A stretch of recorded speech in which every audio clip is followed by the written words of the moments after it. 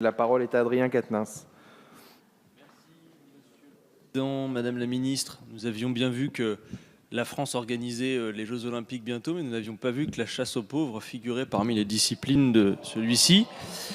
Chaque fois que c'est possible, un projet de loi se dote de sa course contre la fraude afin de jeter l'opprobre sur un public de tricheurs, menteurs, calculateurs.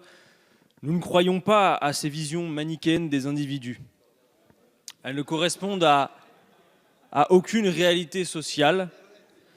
Si l'on veut prévenir un individu d'une faute, il faut être pédagogue, s'adresser à lui. Et je ne pense pas qu'une lettre type recommandée doublée d'une amende réglera quoi que ce soit.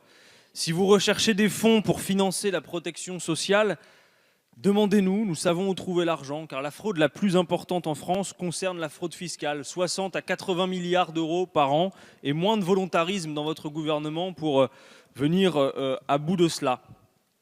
C'est avec la plus grande ferveur que nous réclamons donc la suppression de cet article qui ne grandit personne. Aujourd'hui, un célèbre hebdomadaire qui est d'ailleurs en vente dans nos locaux faisait sa une sur les vrais assistés de la République. Non, pas Fakir. Un autre. Faisait sa une sur les vrais assistés de la République, ceux à qui vous redistribuez plus de 400 millions d'euros par vos baisses d'impôts, c'est-à-dire les ultra riches, et de rappeler par la même occasion, aujourd'hui même, que 61% des Français sont opposés à la suppression de l'ISF à laquelle vous avez procédé. Merci, Monsieur Quatennens. Avant d'examiner les amendements à l'article 57, je vous informe, mes chers collègues, que sur le vote de cet article 57, je suis saisi par le groupe de la France Insoumise d'une demande de scrutin public. Le scrutin est annoncé dans l'enceinte de l'Assemblée nationale. Avant de